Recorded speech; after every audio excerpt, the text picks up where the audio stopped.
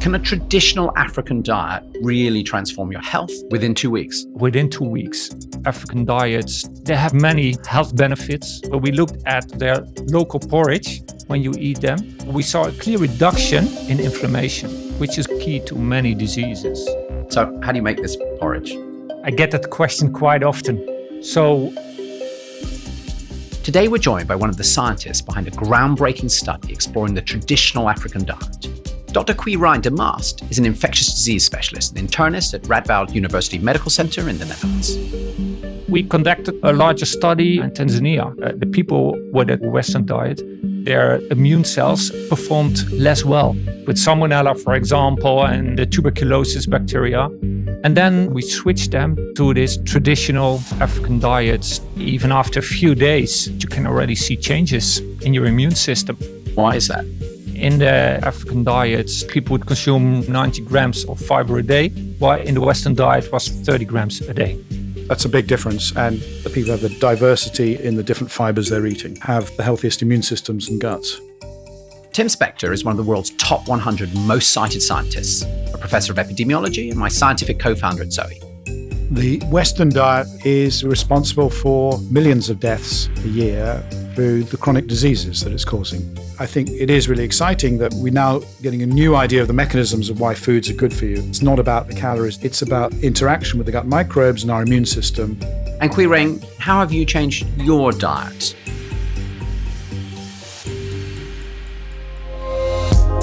Welcome to Zoe, Science and Nutrition, where world-leading scientists explain how their research can improve your health. Quirijn, thank you for joining me today. Thank you. Lovely to be here. And Tim, thank you for joining me as well. Likewise. So Quirijn, we always start the show here with a rapid-fire Q&A with questions that come from our listeners.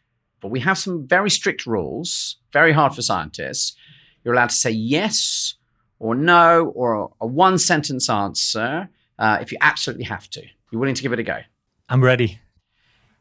Can a traditional African diet really transform your health? Yes. Do you need to wait months before getting the benefits of an African diet? No, certainly not. Tim, is the Western diet harming people? Sadly, yes. Is a traditional African diet healthier than the Mediterranean diet? Not necessarily. All right. And Quirijn, for a Western listener, what's the most exciting thing about an African diet? I think what excited us the most as researchers was the clear effects, the immune effects of a traditional fermented beverage that we used in the study. Everyone has their Achilles heel when it comes to sort of tempting treats. And Quirijn was telling me that he was raiding the breakfast buffet of the hotel he was in last night. And it's funny because for me, it's like fresh bread, it's chocolate, and actually it's that ultimate combination where they put the fresh bread and the chocolate together and they make a pain au chocolat or, chocolate croissant, depending where you are.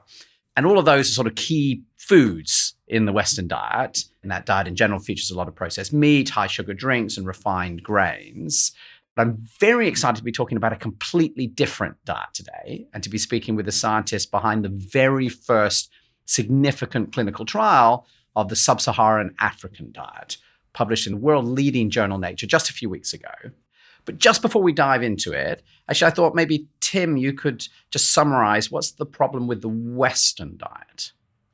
The Western diet, also known as the SAD diet or the standard American diet, is basically responsible for millions of deaths a year through the chronic diseases that it's causing. So obesity, diabetes, heart disease, cancers, autoimmune disease, mental health problems, you name it, this has been linked to our poor diets. So anything we can learn from other populations about how to manipulate or change our diets, looking at other examples, is really important for our health. And it's becoming increasingly true that it's not just about the fats, it's not just about the calories.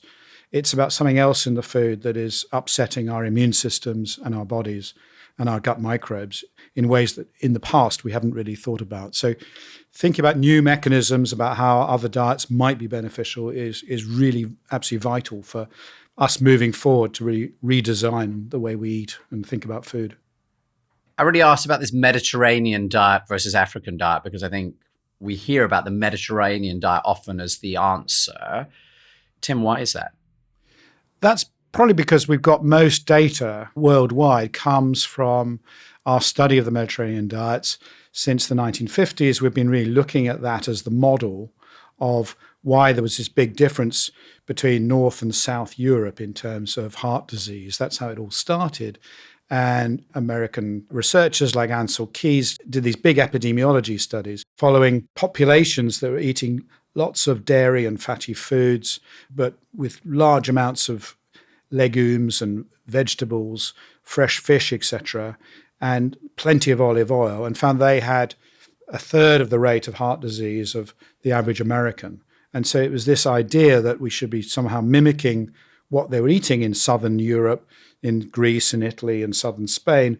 And if we could recreate that in northern Europe and North America, then we would actually dramatically help improve our health. So that idea has been with us for over 50 years now, although it's been very difficult to define the Mediterranean diet. And if you go to the Mediterranean now, you'll see pizzas and pasta, and that isn't what they originally thought of as the Mediterranean diet. So this is the problem, and that's been exported.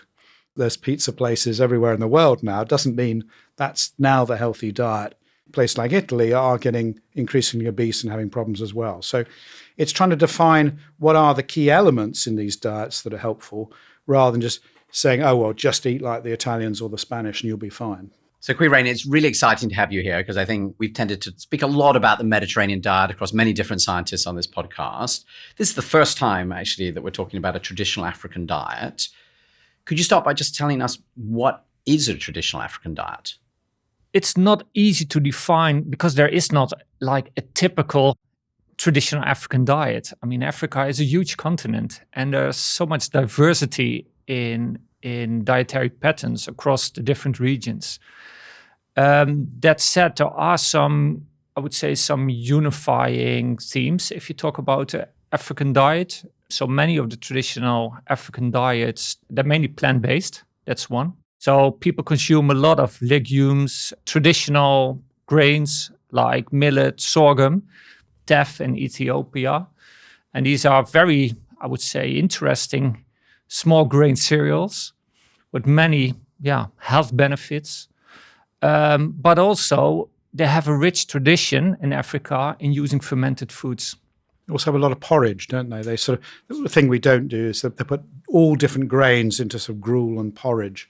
And that seems to be what I've noticed in Africa is the grain might be different, but they still have a similar, that's a base of many meals. Like we would have potatoes, they have a sort of grain porridge. Yeah, that's correct. So in Tanzania, where we did our studies, people consume 2, sometimes 3 times daily. Indeed, the porridge is made of maize or from millet. But you see in many areas that they have their local porridge. It can be made from maize, can be made from sorghum, for example. So that's true, yeah. And you've mentioned quite a few grains that I'm not familiar with, like sorghum. I wouldn't know it if it dropped on my head. Could you describe for listeners who maybe are not familiar with like a millet or a sorghum, what are they similar to that we might be used to finding in a Western supermarket? To be honest, I can't really say like compare it to what we're used to in here in Europe or in a Western supermarket. But they are extremely interesting, these grain cereals, because they're so nutritious, contain lots of fiber, more than for example, wheat. They're rich in polyphenols. They also have a low glycemic index, so you don't see this spike in glucose or insulin when you eat them. Yeah, they're kind of neglected, I would say, but they have very interesting health benefits. So there are many grains that our ancestors used to eat, and we've all become very focused on these monocultures of just having maize and wheat as our principal ones, and they're the ones we export. But if you go to other countries, you'll see all these varieties of these cereals, and it turns out they're much healthier than the ones that we've evolved in, that we're just more efficient for storing long term and big commerce, sort of global commerce. So this is why when you go to Africa, you'll see a lot of these regional grains that we don't see anymore in the rest of the world. Imagine a version of you in 6 months. Someone who's made a few changes and feels dramatically better because of it. That's why we make this show, to give you the science and tools to get there. But to keep doing that, we need your support. If you've gotten value from this episode, please hit subscribe. You'll get a front row seat to the latest science, and we'll keep doing the work to bring it straight to you. Okay, now back to the show. And so I should think about these as being like the seeds of these plants, a bit like I might have with wheat. And these are traditional plants that as human beings, we've presumably cultivated for very long periods of time in Africa. Yes, correct. Yeah. But we haven't traditionally eaten them. If we are, if you're listening to this in the States or Northern Europe or probably Australia or Canada or wherever, they somehow never really made the transfer with people as we came out of Africa. No, not that I'm aware of. So we don't have a tradition with eating millet or sorghum indeed. And what made you want to study this African diet, Quirijn? Well, it's one of the reasons is my own observations. So I've been collaborating with a university hospital in Northern Tanzania, KCMC. So it's the foot of Mount Kilimanjaro. And I've been collaborating with them for almost 20 years. So 20 years was my first visit I was doing a PhD on malaria. And since then, I've been a regular visitor. And I do see clear changes in disease patterns over these past 20 years. So 20 years ago, if you would look in the hospital, there were mainly people with infectious diseases. But nowadays, you see this very rapid rise in people with non-communicable diseases or lifestyle diseases. So there's a lot of obesity, a lot of type 2 diabetes, people with cardiovascular disease, kidney failure. And so we are interested in what does it cause, these changes in disease patterns. And my department, our researchers, focuses on factors that regulate your immune system. And we've been doing different studies in the Netherlands, in cohorts of healthy people and people with underlying conditions. But we thought it would be of particular interest to also perform these studies in Africa and Tanzania to look what are the factors that regulate your immune system. Because if you talk about cardiovascular disease, for example, we know that there's an essential role for inflammation. And so we conducted some years ago a larger study, over 300 people, healthy people. So and some of them were living in a city, some of them were living in a rural area. And we looked at all these factors that might associate with the function of your immune system. And what stood out was what people eat. These studies where you look at, we call them cross-sectional studies, so you look at one time point. So we had a clear hint that the change in diet between people living in the city and people living in a rural area, that was one of the main factors driving inflammation and the function of the immune system. But we wanted to confirm that it's indeed diet. So that's why we did this intervention study. And Quirijn, can you maybe draw a picture for the many listeners who have never been to Tanzania? What was it like when you first visited 20 years ago? And what is it like now? Because you're painting a picture, I think, of a lot of modernization and a rise in diseases. I think will probably be surprising to most listeners. Yeah, no, it's totally different. So Tanzania is a country in East Africa. It has a steady economic growth. So it's now a middle income country. More and more people living in cities. And in these cities, life is like, what we know from the Western world. People are surrounded with processed foods. There is fast food on each street corner. There is snacks everywhere. So they're now eating hamburgers and French fries and lots of processed food in packets produced by big food companies. Yes. Every street corner has brightly coloured stalls with, soft, fizzy sodas of every single bright colour of the rainbow, really fluorescent colours, the thing you notice most when you go to these countries. And these snacks that last for years, that never go off. Big food companies have got there first. They've made sure that these foods are everywhere and they're cheap and available. And another thing is that I notice is that, so 20 years ago, people would walk a lot. But nowadays, there are motorcycles everywhere. You know, these motorcycles imported from China and tuk-tuks. People have a much more sedentary lifestyle. So these are two major changes.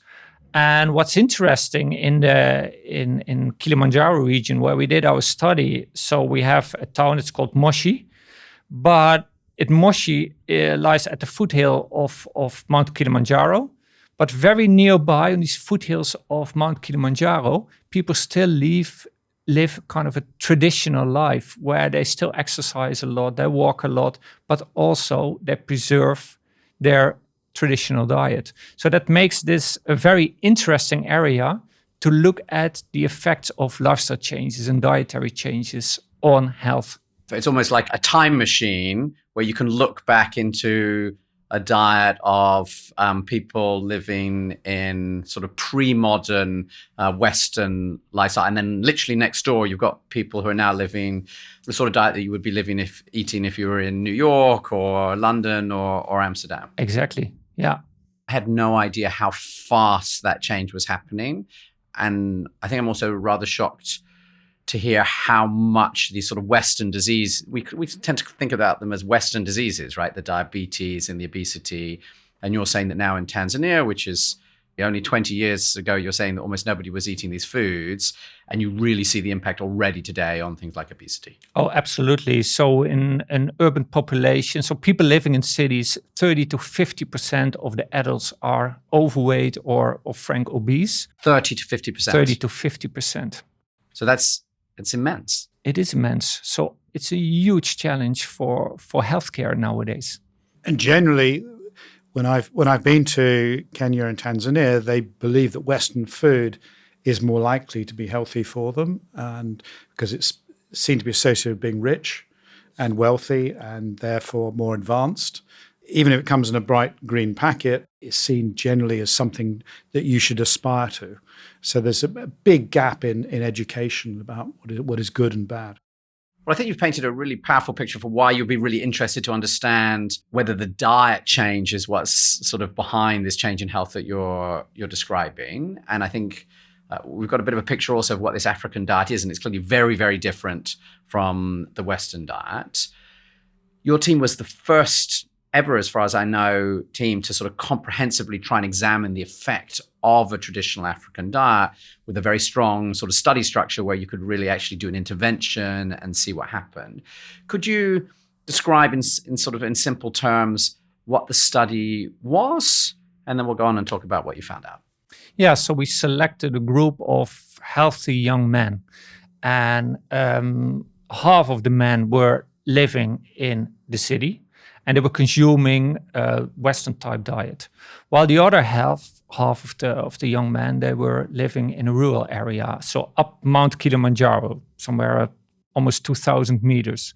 So what we did, we set up a study site up on Mount Kilimanjaro, so kind of a pop-up restaurant on almost 2,000 meter altitude. Pop-up restaurant, I love it. With a cook. The rural living men, we would switch their diet to a Western-type diet, so they would come 3 times daily to our study site, to our pop-up restaurant. They get breakfast, they get lunch, they get dinner. And then we measured the function of their immune system. We did that with blood tests, and we sampled their microbiome. And we did that at the end of the 2-week intervention. And then they would switch back to their habitual diet. But we resampled them 4 weeks later because we were also interested in the longer term effects of this such a short intervention. And in the cities we did the opposite. So the men, they had a Western type diet, and so we switched them to this traditional Kilimanjaro style diet. So we gave them lots of beans, traditional grains, the millet, sorghum porridge, for example. Again, with the same resampling 4 weeks after the end of the intervention. We did exactly the opposite. So we switched basically their diet. So Western to traditional and traditional to Western. Do you remember roughly the difference in fiber consumed per day? Yeah, so in the heritage diet, the people would consume roughly 90 grams of fiber a day, while in the Western diet was roughly 30 grams a day. Wow, that's a big difference. And just so people know, the average American in the West has about 15 grams of fiber per day. So 30 is actually a recommended level. So it's not bad, but you got 3 times that in the African diet. That's amazing. Yep. So I'm just doing my little mental maths. You're saying that traditional African diet goes from like 15 grams you see in America on average all the way up to 90. So it's like 6 times more fiber they're eating every day. So, we talk a lot about deficiency, but that relative level is extraordinary, isn't it? Yeah. Absolutely. Yes. We also had a third group in our study, and there we made use of a traditional fermented beverage that's commonly consumed in this Kilimanjaro region. And this drink is called mbege, that's the local language, also commonly referred to as banana beer. And it's a beverage made of bananas. So they kind of mash bananas, so make banana juice, and then they add some millet. And then this is fermented by some local producers. And then people typically drink for sometimes half a liter a day. So in our third group, we had men with a Western type diet, and we gave them this fermented banana beverage for 1 week. Did you try it yourself? I tried. It's quite sour, isn't it? It's very sour. Yeah. So you really have to get used to the taste. And is it as an alcoholic as a beer? Yes, it is. It has a low alcohol content. So it depends on the time of the day that you drink it, because it gets stronger during the day. It gets stronger during the day because the fermentation is ongoing. So like how alcoholic in the morning and how alcoholic? So it varies, but usually in the morning it's about 1%, but it can increase to up to 3%. God, so in the morning, that doesn't sound very alcoholic. You're not like, I guess, to have a lot of hit. At 3% and you drink a liter, you're going to feel Might make you sleepy in the afternoon and evening.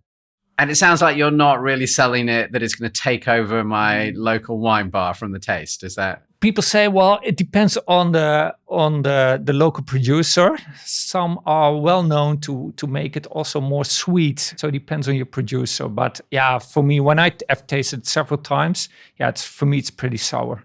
Well, I want to find out what it does for me, and then we'll be figuring out how to source a tasty version.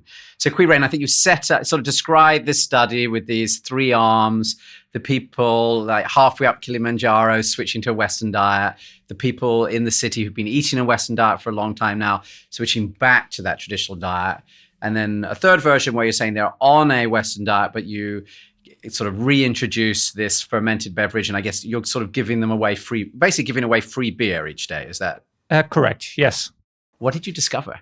So in the people with a traditional diet who we switched to a Western type diet, we basically saw that they developed more inflammation. That's the main finding. Within 2 weeks? Within 2 weeks. So we looked at several aspects of the immune system. So if we looked at the circulating immune cells in the blood, we saw that they became more activated. Also, they started to produce more inflammatory proteins in the blood. And third, we isolated the immune cells from the blood, and we stimulated these immune cells, so in the lab, with microbes. And what we noticed is that these immune cells performed less well. So on the one hand, they developed inflammation, but on the other hand, if you stimulate the immune cells with microbes, you see a poorer response.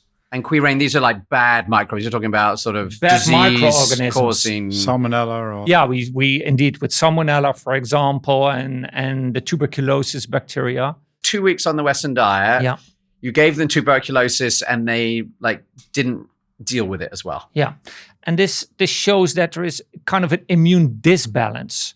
On the one hand, the immune system produces too much inflammation. So it's like ramped up, really. So it's ramped up. Yeah, so it's getting excited in a general way. Yeah. But it's not very effective when you actually give it a real villain to attack. Exactly, precisely. So the switch to a Western diet had quite some negative effects on the immune system, basically. Well, in the people that we switched from a Western diet to a traditional diet, we saw the opposite. So we saw a clear reduction in inflammation, which is good. And in the third group, the people with a fermented banana beverage, it also had mainly an anti-inflammatory, so an inflammation inhibiting effect. And we saw that the immune system was much more in balance. So these were the main findings. And could you separate out whether this is an effect of the bad effect of the Western diet or the lack of good effect of the African diet? How do you separate those in your mind? It's hard to separate, but I think it's certainly both. Yeah. Right. So that if people had carried on eating their African diet, they might have been able to tolerate a little bit of Western diet and sort of vice versa. Yes. And with the banana beverage alone, is that enough to solve everything, or was that not as good as the people who moved on to sort of the full African diet? Well, you do see some different effects. The banana beverage could correct some, but I think there were additional effects of the switch to the traditional diet. So the combination would be perfect. And in fact, it's interesting. Our colleague Christopher Gardner did a study at Stanford where they compared in Americans high fiber diets against high fermented food diets, and they found different immune profiles of the two. So there are different processes involved. Both are beneficial, but certainly the fermented food has a big impact of its own, and that's certainly something we've done some studies in Zoe as well with our citizen science. People having extra fermented foods do get benefits that look as if they're different to the ones of just by increasing your fiber intake or your plants. So lots of different mechanisms being brought into play. What are your thoughts on this study and the rather amazing results after just 2 weeks? I don't like to ever read too much into one study, but it is actually backing up a few older studies that weren't as sophisticated that did something similar. So where they've swapped some Africans for some American diets and just looked very crudely at their microbiome, and that improved when they went onto the African diet and got worse on the American diet. And of course, this Stanford study where they compared fermented foods and fiber. So it is very consistent, and I think it is really exciting that we're seeing that we're now getting a new idea of the mechanisms of why foods are good for you, is that it's not about the calories, it's not about the fats, it's not about the vitamins. It's about their interaction with the gut microbes and our immune system, and how that is so crucial to nearly everything in our health. If we can get that balance right, then we can actually start to control these diseases that we've let go rampant. And I think this is the really important message from these kinds of studies about learning these new mechanisms. And as you said, it's not just about ramping the immune system up, it's getting the right balance so that on the standard American diet, our immune systems are just going crazy, attacking everything, but they're not very effective. So we're getting more infections, and the body's being confused by all these immune signals and not repairing damage, leading to all kinds of metabolic problems. So yeah, we need to learn from these studies and learn what the best foods are to eat so we can help ourselves. They tell us fat is bad, that low sugar means healthy. Additives, nothing to worry about. The packaging, the buzzwords, the health halos. But the truth? Our supermarkets are filled with ultra-processed food in disguise. Food engineered to look wholesome while harming our health.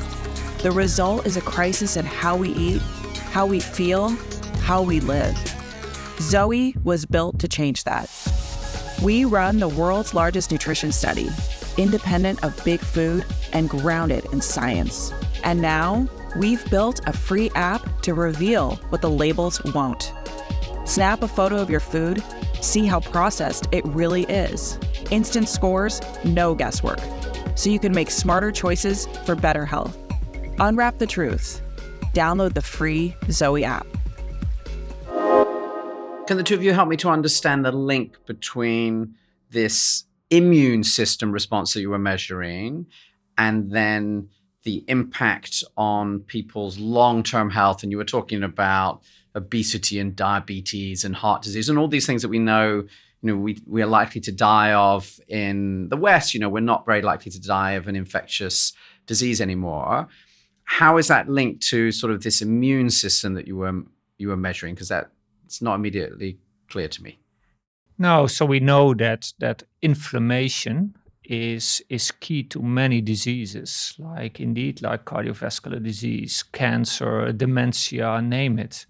On the other hand, what we're more and more starting to understand is that if you have a chronic inflammation. And Quirijn, when you say chronic inflammation, what does that mean? Chronic inflammation is that your immune system is chronically activated. So that's basically long term. It's quite normal to have an immune system that every now and again pops up because it sees a threat, but it goes back to its normal levels. What we're seeing now in Western populations on these bad diets are levels where it's continually being triggered. It's like, your fire alarm's going off all the time, not just the weekly test. It's like on all the time. So the body can't focus, it can't concentrate because it's just got all these alarm signals. It doesn't know where to go and repair things. It doesn't know how to efficiently attack some microbe. And we think this then disrupts metabolism, our mitochondria, and affects all kinds of diseases because the body's just running really inefficiently. I think that's the way to think about it. It's like you're just putting the wrong petrol in your car, and so it can never really function properly when the whole system is just ramped up. It's just like you're revving the car too much. I love that analogy of like the wrong petrol in the car. I suddenly think I'm getting it. So on the one hand, that sounds very depressing if you've been on the Western diet your entire life, like me. On the other hand, I think you're saying that in just 2 weeks switching to this African diet, you could really see a measurable improvement. Like, was that meaningful? I think it's meaningful. So it shows that even after a few days, that you can already see changes in your immune system. And that's what we also know from earlier studies, to be honest. So we know that it doesn't take very long to see effects if you change your diet. I think it's amazing. Before we switch on to sort of like what can this mean for listeners, are you able to understand what the components of the diet are that are affecting the body? So you switch this, this whole diet for one group, another group just given them this banana beer. Do we understand at all, what's going on? What parts of what are the characteristics, I guess, of this African diet that are being so much healthier? Yeah, I think it's the combination. So it's not just one type of food like which did the magic trick. So it must be the combination. So I think the foods that were important in the traditional diet. So it's the traditional grains, which contain lots of fibers, but also the legumes, which are fibre-rich, and traditional vegetables that we're eating, lots of fruits. They contain anti-inflammatory products called polyphenols. Also the fermented products they used, so they contain some live microbes who could have beneficial effect on the gut microbiome. So I think it's the combination. I remember when I was spent some time with the Hadza tribe, which is just about 6 hours from where your experiment was. They had a lot of these berries, and that was a big part of their diet, was these tiny little berries, which are the precursors of many of our cultivated berries. And they had something like 1,000 times the levels of polyphenols that our almonds do. And the other thing they were eating at the Hadza was digging up tubers. Yes. Things which we now know as things like yams. A bit like these root vegetables. It's become potatoes, but actually they're much more nutritious than potatoes. Was that part of their diet in this group of Tanzanians? Yeah, so we didn't give them berries, but what we did, we gave them indeed like roots and tubers, cassava, taro. So absolutely, there's some variants, which is an important part of the regular traditional diet. And baobab, was that? No, in this region, there are not too many baobabs. So baobab fruits were not part of this. They've cut down the trees, unfortunately, so they don't have them. But yeah, that was their porridge. That was what Hadza had as their daily porridge, was the baobab, which is interesting. But yeah, this porridge seems to be the binding thing across Africa, that it's a really easy way to get the fiber into your body quickly. I think of a porridge as something, or an oatmeal as something that I get in a packet that I rip the top open, I pour into a bowl, I put in some milk, and I put in the microwave for a minute and a half. I have a feeling you're describing a slightly different porridge or oatmeal. How do you make this porridge? So the porridge they most commonly consume, ugali. Traditionally, it's made from unrefined maize, and they add some water and they boil it, and then you get this kind of stiff porridge. But you do have variants. So in our study, we also, as breakfast, we served participants a porridge made of millet, for example. So you just use millet, you add water, and you boil it, and you make it into a porridge. So it's almost like making like rice or a sort of sticky rice, and you're just keeping the liquid in it. I'm imagining as soon as you say porridge or oatmeal that I'm adding sort of dairy milk, but actually it's just really sort of boiled to break it down. It's the grain plus water and a bit of heat or a lot of stirring. The Hadza didn't have a lot of boiled water, so they would just add normal water to crushed bits of the baobab into these little cubes, and basically with 10 minutes of just beating it up, it would just become this creamy, thick liquid. And I think this is the general way that for millennia we've been consuming these foods, which we've sort of forgotten. Your type of porridge, Jonathan, is highly refined. They've stripped off anything on the outside that would stop it becoming instantly absorbed into your body. All those good bits have been thrown away. You're just left with a very sugary center bit that dissolves instantly in the water or microwaves away, and then goes straight, to produce sugar in your system. Whereas these old ones have got all that coating there that is part of all these, what we're now discovering are the crucial bits. That's really interesting. We did a podcast on oatmeal where we actually got to do a live experiment looking on what was happening to our blood sugar as we were eating these different sorts of oatmeals. And I feel here you're describing something which is a whole level, both more nutritious, but also less processed than, any sort of oatmeal. Forget about the stone ground version. This is sort of like more fibrous to start with. It sounds like a grain, which itself is probably closer to its original form in nature, I guess, than the sort of oats and grains that we typically eat in the West. If I may add, Jonathan, what's worrisome is that more and more people are making these porridges from imported refined maize, for example. So Africa is importing lots of staples nowadays: refined maize, wheat, rice. It's cheaper, so their local agriculture. Indeed, it's transitioning more and more to monocrops and also cash crops for export, so tea, coffee production. So lots of these maize nowadays is being imported. Because countries like the US have an excess of maize and they get subsidies from the government to produce it really cheaply, and they end up dumping it in third world countries where it overtakes the traditional types of grain, and the local farmers, who are growing it can't compete. And so they're sort of being forced to transition into these less healthy grains that they're not traditionally used to cooking with anyway, and have all these health disadvantages. So it's a real sort of geopolitical problem at the moment. And when there's famines, it happens even more. Yeah. So there was a very rich tradition of small-scale subsistence farming, but it's really declining nowadays. So you're seeing this big transformation, it sounds like, just literally over the 20 years that you've been visiting, from this very traditional diet to a diet that looks rather similar to the one that I might be eating from my local supermarket. Correct, yes. So I think the results of the study are amazing. I think the fact that you can see an impact just in 2 weeks is fascinating. And I know that Tim is incredibly excited by your fermented test as well, since he is... Yeah, definitely want to try that one. He's the world's biggest promoter of more fermented food. I would love to now sort of try and transition into actionable advice for our listeners. And so, they're not living in Africa. This is not probably their traditional diet for the vast majority of people who are listening. So I'm really interested, maybe to start by just describing a little bit more like what you might eat in a day on a traditional African diet. And then I'd like to start to talk about what could that mean for someone listening, and how could they try and get the benefits from this given the reality of what you might get from your local supermarket.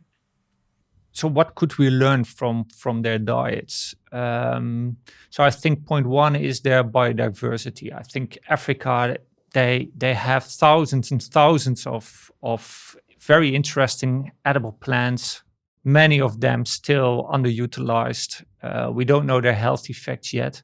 I mean, there's so much we can still learn diet-wise from all the indigenous knowledge from Africa.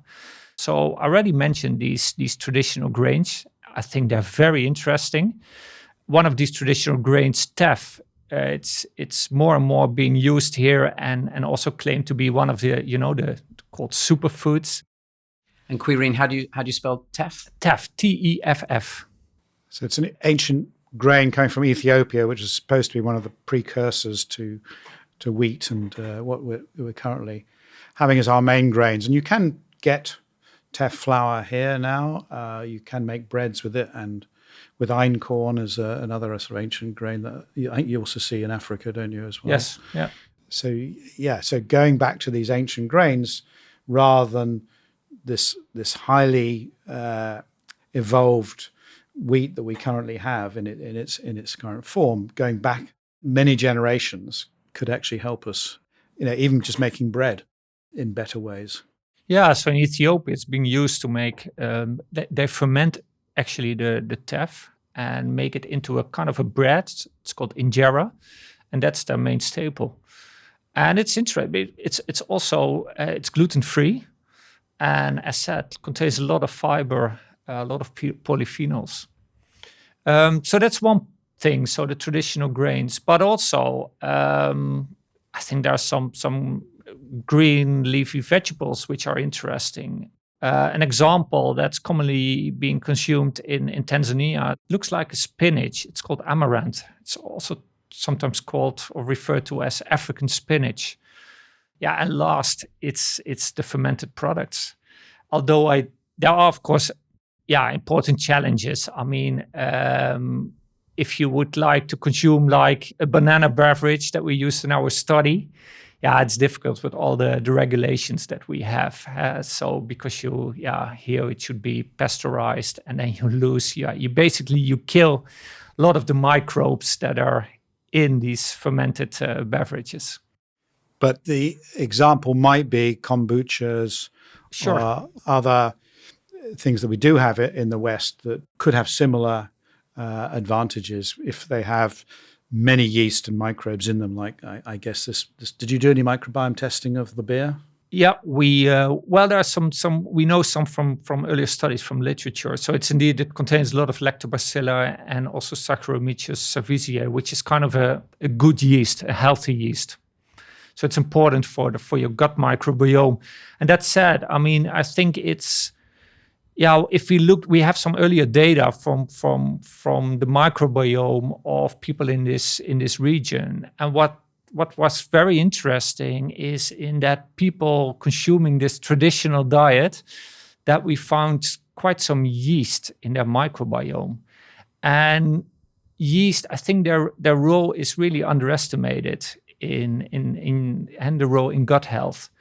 They're only a very small percentage of the microbes in our gut microbiome are yeast, but yeast have such a strong immune modulating effects. With our current industrialized diets, the loss of yeast in our microbiome could have a strong health effects. In many countries, doctors are trying to eliminate yeast from people's guts because it's got a bad name. So the Candida, many specialists say, it's all down to having too much yeast in your gut. And what we're hearing, the latest research is saying the opposite is true. You need more yeast in your guts to give you really good immune benefits. Having yeast in my gut could be a good thing? Absolutely. Yes. All the evidence is pointing in that direction. There are a few rare exceptions where you get yeast overgrowth, but for the vast majority of the time, we want to have more yeast. We want to stop killing them, and we want to be eating foods that introduce them into our guts.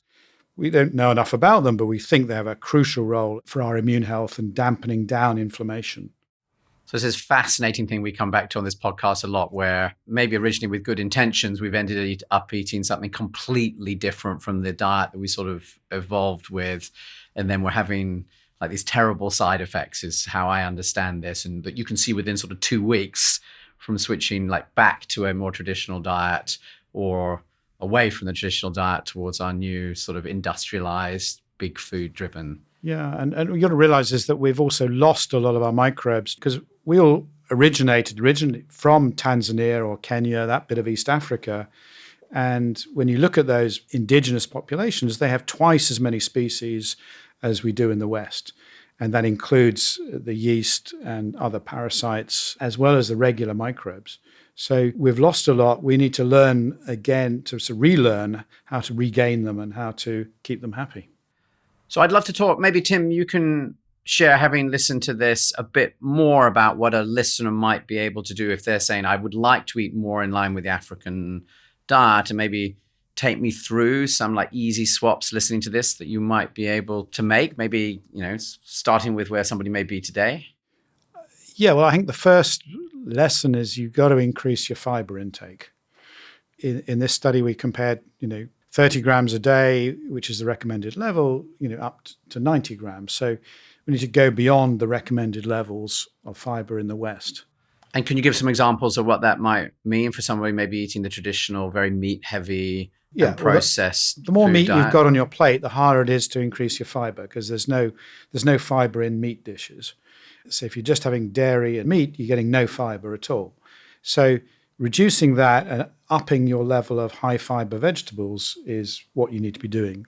And in Africa, they have a lot of legumes, and that's the easiest way to get both protein and fiber. So legumes are beans, they're lentils. There's hundreds of varieties of these sort of plants that we don't eat nearly as much of as we should be. And they're all pretty much good for you. Getting a mixture of them is great. We've been talking about some grains that are quite exotic to most of us in terms of what we buy from the supermarket. If I was instead eating different sorts of beans or chickpeas or lentils or things that, are more familiar in terms of being able to get them in tins from the supermarket, are they likely to have similar effects, or are they likely to be much less effective than this African diet that we're talking about? No, I think they should be pretty much as effective. What we also need to realize is that Africans have their own gut microbiome.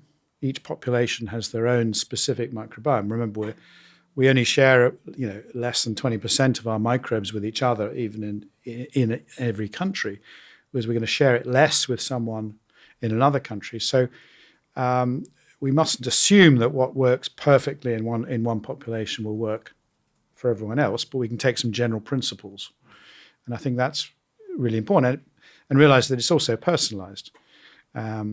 So I think we can take some broad principles here, see which ones do cross-country wide borders and use those examples. So fiber seems to work everywhere. How you get it is may depend on what's good in your country and how your microbes get on with them. There is a clear seasonal effect on what people eat. So it really depends on harvest time, availability of fresh products, for example, fresh crops.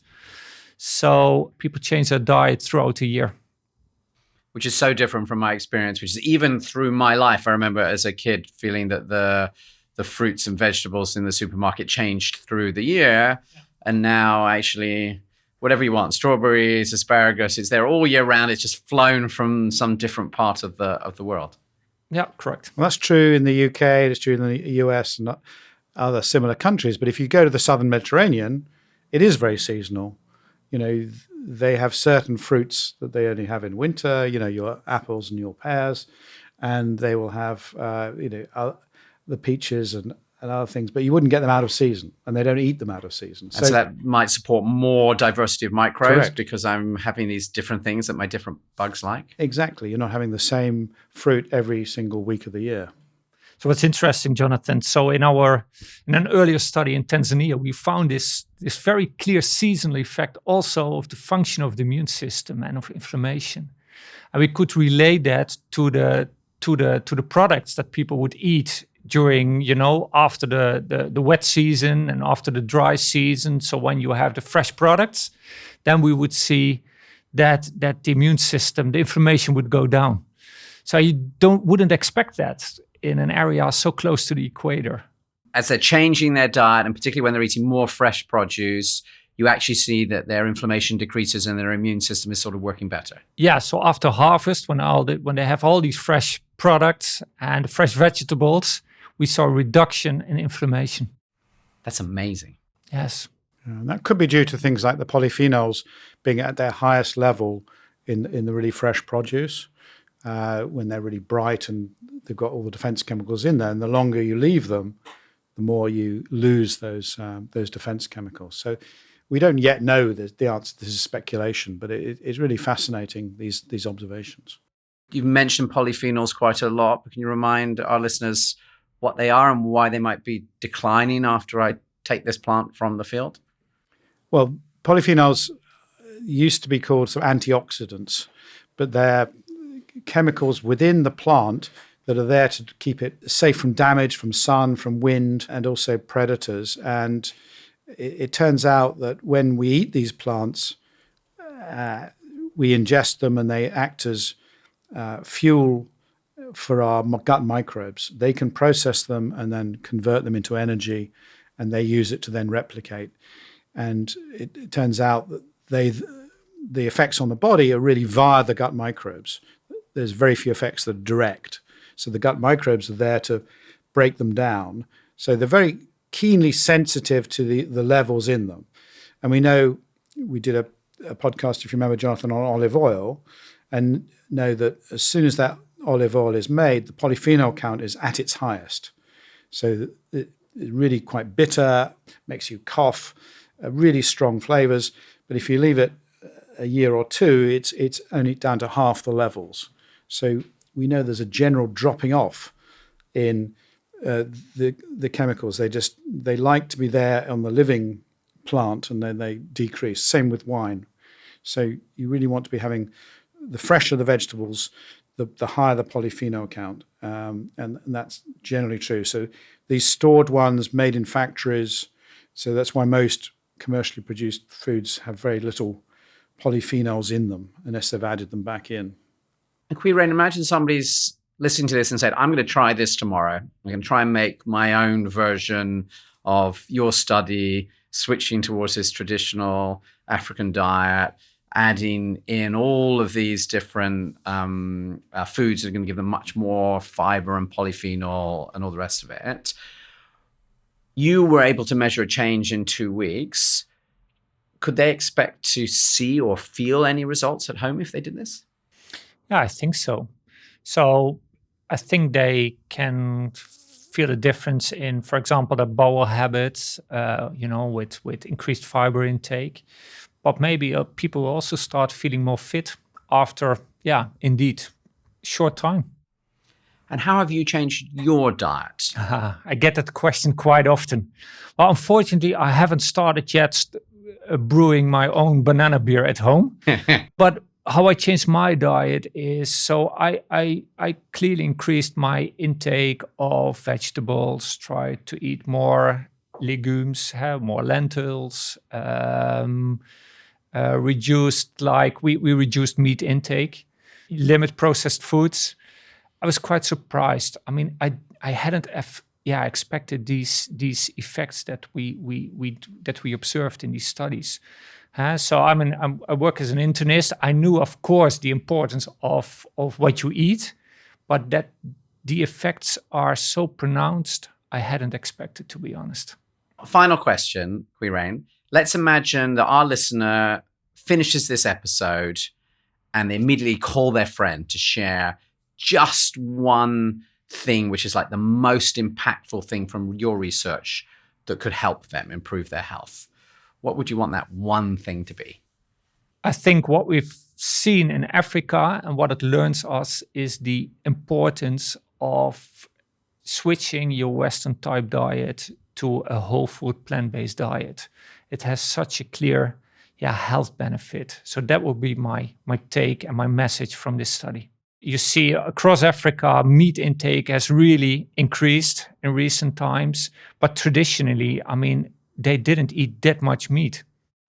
I would like to try and do a quick summary. I mean, the first thing that pops up to mind is that for your research, what you did is you built a pop-up restaurant halfway up Kilimanjaro, which is the most entertaining study I think we've ever had on the podcast, in order to understand how the traditional African diet works. And what you found is that switching to it in just 2 weeks can transform the way that your immune system works, such that it's much better if you move away from a traditional Western diet. On the other hand, rather depressingly, you could be on this traditional African diet for 20 years and just 2 weeks on this sort of highly processed Western diet, and suddenly you test what happens if you come into contact with something like tuberculosis and your immune system is working much less well. So that's really extraordinary. And the other thing I took away is that the sorts of diets that people are eating in Africa has transformed in the 20 years that you've been visiting. And so actually, many, many people are now eating exactly the same sort of highly processed food that we're all eating in America or Britain. And with that, you've seen this explosion of diabetes and obesity and heart disease. And so there isn't just this one good diet like the Mediterranean diet. There's probably a set of these traditional diets, but they have a lot of things in common. And the key things, I guess, that I took away from this is they have a very big variety. And Tim, you said this thing about like your microbes are fussy. So you need to have a wide variety of different fibers to feed all of these different microbes. And your African diet has all of those different plants, many of which we just have sort of lost in the diets that we eat today. But also interestingly, you did a specific test around fermented drink, this mbege, the banana beer, and you found that even if you were still on the Western diet and you just added that, it had a really beneficial impact. So again, something that's come up quite a few times on the podcast with completely different sorts of fermented foods is that it has this really beneficial impact. You talked about polyphenols. So it's not just the fiber in the food or the diversity. It's also these polyphenols, these sort of defense chemicals. And that what you saw was that when the diet is fresher, and so these have been sort of harvested more recently, actually that lowers your inflammation and improves your immune system. And in terms of what you could do, I took one takeaway is I want to go and try and see if I can source teff. There's this ancient grain that apparently I could find, quite possibly in my supermarket as an alternative to wheat that I could try for baking. But also in a simpler way, I don't need to eat these very specific millets and things that might be unfamiliar. Actually, beans, chickpeas, lentils, all of these things that I can find in a tin in my supermarket. If I were to use a lot more of those, I can get much closer to this African diet, but with food that's familiar. And I think what I heard is you think I could have the same benefits that you saw in this study, halfway up Kilimanjaro. Correct. Yes, fully agree. If you enjoyed this episode with Quirijn and Tim about the traditional African diet, I know you'll love watching this conversation with Cambridge Professor Giles Yeo, debunking Western health fads and weight loss myths, from crash diets to calorie counting.